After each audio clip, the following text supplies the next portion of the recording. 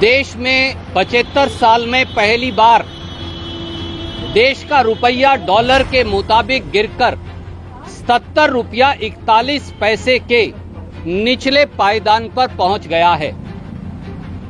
75 साल में पहली बार देश का रुपया आईसीयू में है और भारतीय जनता पार्टी के मार्गदर्शक मंडल की आयु को भी पार कर गया है। प्रधानमंत्री की आयु को पार तो कर ही गया।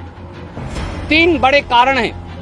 पहला कारण, देश में चारों तरफ महंगाई की हाहाकार है। पेट्रोल डीजल हो, खाने की वस्तुएं हो, वो आम आदमी की पहुंच से बाहर है और देश की अर्थव्यवस्था पर से विश्वास टूट रहा है। दूसरा कारण, देश में जो विदेशी निवेश आता है आने की बजाय देश से निवेश भाग रहा है, वापस जा रहा है। और उसके 4 बड़े कारण हैं। पहला, चौतरफा भ्रष्टाचार। दूसरा, पॉलिसी पैरालिसिस।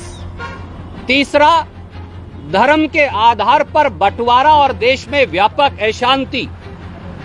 और चौथा, जो भारत सरकार ने और प्रांतीय सरकारों ने बेतहाशा कर्जा ले लिया है, उससे उनकी वित्तीय स्थिति खराब है।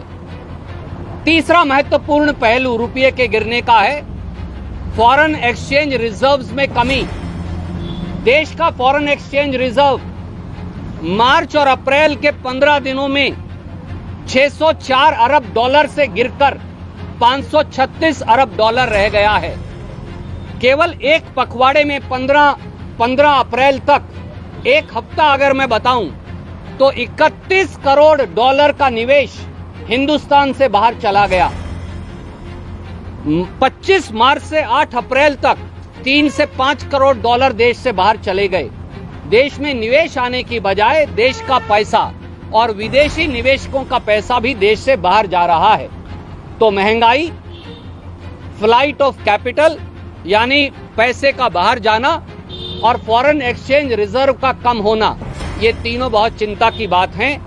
रुपया आईसीयू में है और भारतीय जनता पार्टी सरकार, मोदी सरकार केवल हिंदू मुसलमान टकराव पैदा कर देश की अर्थव्यवस्था को कमजोर कर रही है। क्योंकि जिस देश में अशांति का माहौल होगा, जिस देश में नफरत का वातावरण होगा, जिस देश में धार्मिक टकराव होगा, जिस देश में पॉलिसी पैरालिसिस होगा, जिस देश में चौतरफा भ्रष्टाचार होगा, जिस देश में महंगाई की मार होगी, उस देश का रुपया बढ़ेगा कैसे? इसलिए भारतीय जनता पार्टी की सरकार ने इस देश की अर्थव्यवस्था पर, इस देश की जनता के रुपये पर आक्रमण बोल रखा है और उसका उनको जवाब देना पड़ेगा।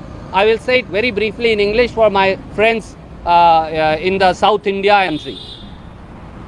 In an unprecedented fashion, for the first time in 75 years history of India, Indian rupee has fallen to an abysmal low of rupees 74.41 paisa to a dollar.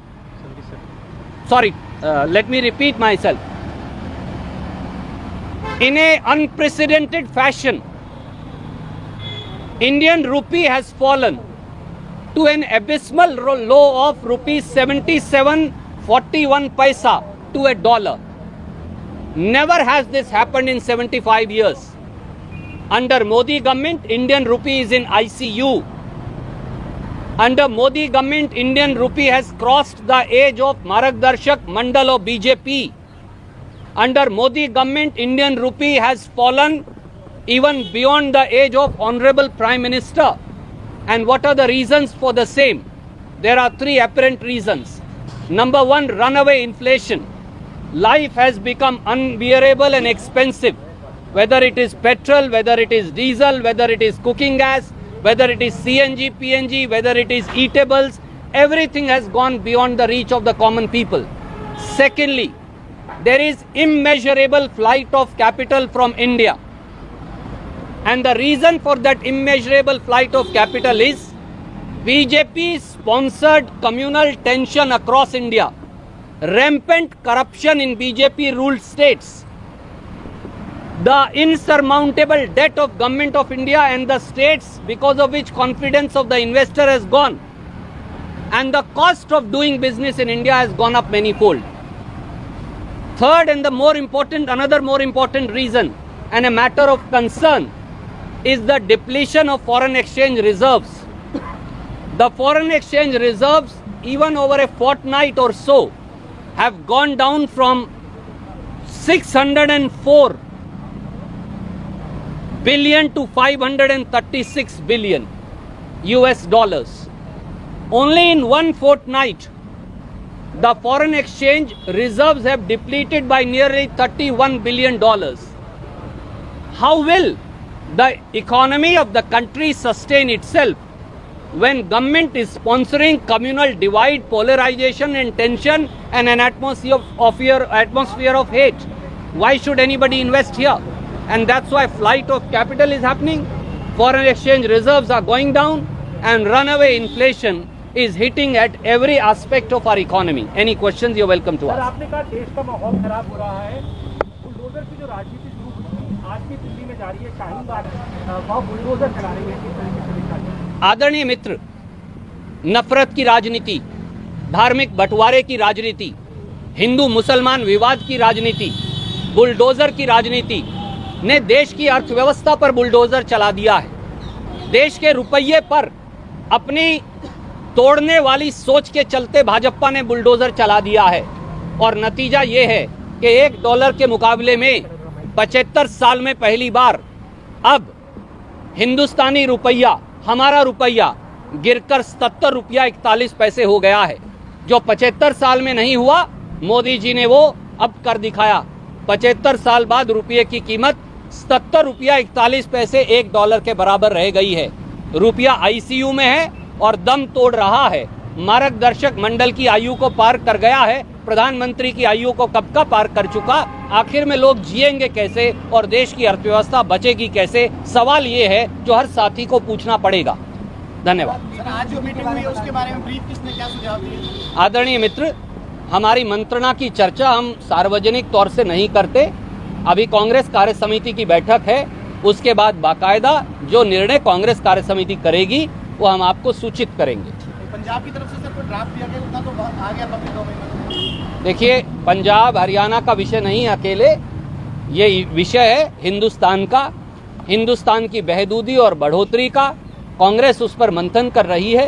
Congress कार्य समिति की बैठक होगी, जो निर्णय लिए जाएंगे मैं आपको अवश्य बताऊंगा। The entire purpose of the Chintan Shivar is to lay down a new path, as also to reform, as also to rise up to aspirations of people of India, as also to address when people like you who are enlightened citizens of India, they expect more of the Congress, from the Congress. We promise to you that we will do more, we will do better, and we will course correct if need be. But that has to come out of Chintan Shivar only. Thank you. Sir, आपने जो अंग्रेजी में बोला उसी से जुड़ा सवाल है कि चिंतन शिविर में कांग्रेस एक नए रास्ते की तलाश करेगी। अभी हाल ही में आपने यही बयान भी दिया था कि कुछ लोगों से सुझाव भी पार्टी ने लिया था कि कैसे आने वाले वक्त में पार्टी और बेहतर करे, नए रास्ते पर जाए, जिसमें प्रशांत किशोर का भी नाम था। आदरणीय मित्र, क्या उनके सुझावों या बाकी लोगों के सुझावों पर भी चिंतन शिविर में संज्ञान लिया जाएगा, जिन लोगों ने भी सुझाव दिया पार्टी को? आदरणीय मित्र, आज कांग्रेस कार्य समिति की बैठक है, उसमें चिंतन शिविर के एजेंडा पर विस्तृत चर्चा होगी और उसकी जो सहमति बनेगी उसके बारे में मैं अवश्य आपको बताऊंगा।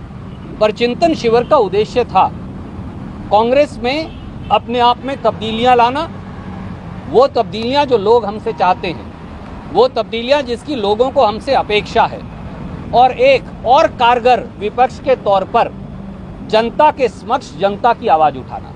और ऐसा हम करेंगे, ये हमारा संकल्प है। इसलिए चिंतन शिविर का नाम ही नव संकल्प चिंतन